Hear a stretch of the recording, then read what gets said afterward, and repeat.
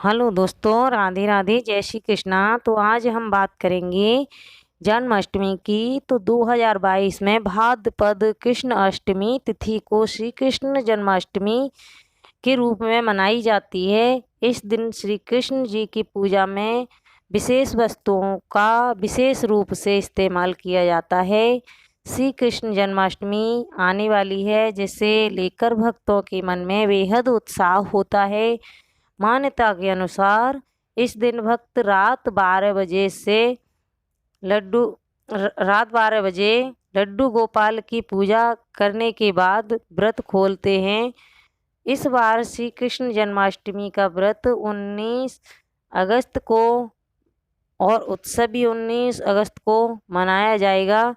जन्माष्टमी के दिन भगवान श्री कृष्ण की पूजा में उन्हें उनकी प्रिय वस्तुएं अर्पित किए जाती हैं और कुछ सरल उपाय किए जाते हैं, जिन्हें करने से भगवान श्री कृष्ण की कृपा प्राप्त होती है। तो आइए दोस्तों, हम जानते हैं कि भगवान के वो कौन से एक उपाय और 5 वस्तुएं हैं जिनका हम जिक्र करेंगे, जिन्हें हम बताएंगे।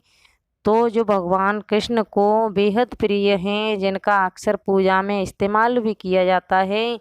तो आइए दोस्तों, मैं पहले उपाय को बताती हूँ जो सुबह सुबह आपको उपाय करना है। पहले उपाय में अभिषेक, आपके घर में ठाकुर जी हैं तो, और नहीं है तो, अगर नहीं है तो आप लेकर आइए ठाकुर जी को, और अगर हैं तो आपको अभिषेक कराना है। आपको नहाना धोना है और सुबह संकल्प लेना है। आपको नहा धो करके स्वच्छ कपड़े पहने और संकल्प लें कि आज मैं भगवान श्री कृष्ण का व्रत करूँगा या करूँगी और उनका अभिषेक कराऊंगी और उन्हें प्रसाद चढ़ाऊंगी कि चढ़ाऊंगा। ये आप प्रण ले सकते हैं, ये संकल्प ले सकते हैं आप। जब हम कोई व्रत या पूजा पाठ करते हैं तो हमें पहले ही संकल्प करना चाहिए कि हम ये चीज़ करेंगे, आज ये हम ये करेंगे, वो हमें ये करना चाहिए। तो हम अभिषेक की विधि बताते हैं कि अभिषेक कैसे करना चाहिए ठाकुर जी का। सुबह सुबह हमें पूजा करनी है तो घी और दूध गाय का लेना है और शहद, गंगाजल और दही भी गाय का ही लेना है। और ये ले करके आप ठाकुर जी का अभिषेक कराएं। अगर पति पत्नी दोनों हैं तो और अच्छी बात है, दोनों एक साथ बैठ करके ठाकुर जी का लड्डू गोपाल का स्नान आदि कराएं और उनका पंचामृत से अभिषेक कराएं और उन्हें स्वच्छ कपड़े पहनाएं। स्वच्छ अच्छे अच्छे कपड़े, अच्छी अच्छी फूल मालाएं मंगवाएं और उनके लिए अच्छे अच्छे सब सामान अच्छा अच्छा उनके लिए रखें। उन्हें अच्छा लगता है क्योंकि वो छोटे रूप में हैं। और उपाय करना है, एक कटोरी लें, उसमें तुलसी पत्र 108 तुलसी पत्र आपको लेने हैं और शिवलिंगी के बीज। तो एक एक करके उन्हें ओम क्लीम कृष्णाय नमः, ओम क्लीम कृष्णाय, ये बीज मंत्र है प्रभु का, श्री कृष्ण जी का बीज मंत्र है। एक पत्ता उठाएं और ठाकुर जी को चढ़ाएं, एक बीज चढ़ाएं। ऐसे ही करके 108 बार चढ़ाना है आपको। और वो चढ़ा हुआ जो वो प्रसाद रूप में आप ग्रहण कर सकते हैं, करें, दोनों पति पत्नी करें ग्रहण उसे। तो आपके घर में संतान नहीं है, आपको संतान होने के योग बनेंगे और ज़रूर आपको संतान होगी। और इसी के साथ में खीर बनाएं और खीर, केसर वाली खीर, केसर डाल के और पंचमेवा डाल के, केसर डाल करके भोग लगाएं ठाकुर जी को और खुद भी प्रसाद रूप में उसे ग्रहण करें। तो निश्चय ही आपको संतान के रूप में जरूर ही आपको ठाकुर जी की कृपा प्राप्त होगी और संतान आपको अवश्य प्राप्त होगी। और उन्हें दीप धूप जरूर दिखाएं और उनका सुबह का इतना ही करना है और दिन भर ओम क्लीम कृष्णाय नमः का जाप करते रहना है। और उनकी बेहद प्रिय वस्तुएं हैं जो मैं आपको बताने वाली हूँ।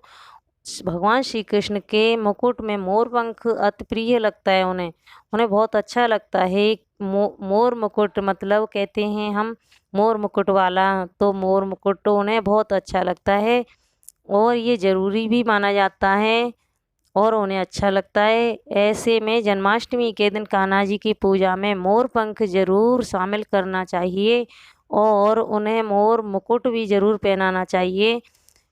और इसकी मान्यता ये है कि जहाँ मोर पंख होता है वहाँ से नकारात्मकता खत्म हो जाती है। तो ये ज़रूर करना चाहिए आपको, उन्हें भेंट करना चाहिए मोर मुकुट और मोर पंख ज़रूर पहनाना चाहिए। और दूसरा है, पौराणिक कथाओं में ऐसा वर्णन मिलता है कि कान्हा को बचपन से ही माखन और मिश्री का बेहद प्रिय रहा था। और कथाओं में लिखा है कि वे माखन मिश्री चुरा कर खाया करते थे। इसीलिए कान्हा को माखन मिश्री का भोग लगाना चाहिए। तो ये ज़रूरी है, आपको जन्माष्टमी वाले दिन तो ज़रूर माखन मिश्री का भोग लगाना चाहिए दोस्तों। और नंबर तीसरा है, ज्योतिष में धनिया को धन से जोड़कर देखा जाता है और कन्हैया की पूजा में भी धनिया की पंजीरी का भोग लगाया जाता है, क्योंकि कान्हा को धनिया की पंजीरी तो जन्माष्टमी पर कन्हैया को धनिये की पंजीरी बेहद प्रिय लगती है। तो दोस्तों, आप धनिये की पंजीरी बनाएं।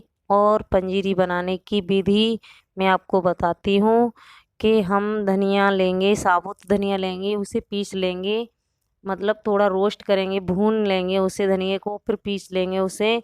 उसमें हम 5 तरह की मेवा मिलाएंगे और उसमें थोड़ा बूरा मिलाएंगे, चीनी पीस के मिलाएंगे उसमें। और घी, शुद्ध देसी गाय का घी हम उसमें मिलाएंगे। तो दोस्तों, बहुत स्वादिष्ट पंजीरी बनती है। और आटे की पंजीरी का तो भोग लगाते ही लगाते हैं, और धनिया पंजीरी का भी भोग लगाएं। उसमें तुलसी पत्र डालना ना भूलें दोस्तों। और आप तुलसी पत्र डाल करके पंजीरी का भोग लगाएं। ठाकुर जी को, लड्डू गोपाल जी को बहुत प्रिय होती है ये धनिया की पंजीरी। तो आप ये पंजीरी बना सकते हैं और भोग लगाएं, आप भी ग्रहण करें और घर में सभी को ग्रहण करवाएं। और नंबर 4, कहा जाता है कि मान्यता के अनुसार भगवान श्री कृष्ण को बचपन से ही गौ माता से प्यार रहा है, मतलब गौ माता से बहुत प्रेम करते थे, उनकी सेवा करते थे, उनसे गौ माता से बहुत लगाव रहता था कन्हैया को। तो गाय ही चराने में ज़्यादा व्यस्त रहते थे वो। और उसी से, मतलब जो घी है और दही है और दूध है, गाय का हो तो और अच्छा माना जाता है ठाकुर जी के भोग में। और इससे तैयार किया गया भोग उन्हें लगाया जाता है। तो ऐसा करने से ठाकुर जी की कृपा अति प्राप्त होती है। और ज़रूर आप पर ठाकुर जी की कृपा होगी। ऐसा करने से श्रद्धा भाव से करा गया काम ज़रूर वो होता है। और नंबर 5, बांसुरी भगवान श्री कृष्ण को अति प्रिय है। और कहा जाता है कि सुंदर सी बांसुरी कान्हा को भेंट करें, सुंदर सी बांसुरी बनाएं या लेकर के आएं और ठाकुर जी को जन्माष्टमी वाले दिन ज़रूर भेंट करें। और ठाकुर जी को बहुत अच्छी लगती है बांसुरी, और उनकी पूजा में ज़रूर रखें बांसुरी को। ऐसा करने से ठाकुर जी की कृपा प्राप्त होती है। और अगर इसमें कुछ गलत हो तो मुझे कमेंट करके बताना। और अगर ऐसा आप श्रद्धा भाव से करेंगे, कहते हैं भावों में ही भगवान बसते हैं, आप अगर श्रद्धा भाव से करेंगे तो दोस्तों ज़रूर ही, निश्चित ही आपको ठाकुर जी की कृपा प्राप्त होगी। और अगर कोई, मतलब कमेंट करना हो, लाइक और सब्सक्राइब तो ज़रूर ही करना इस वीडियो को। राधे राधे दोस्तों।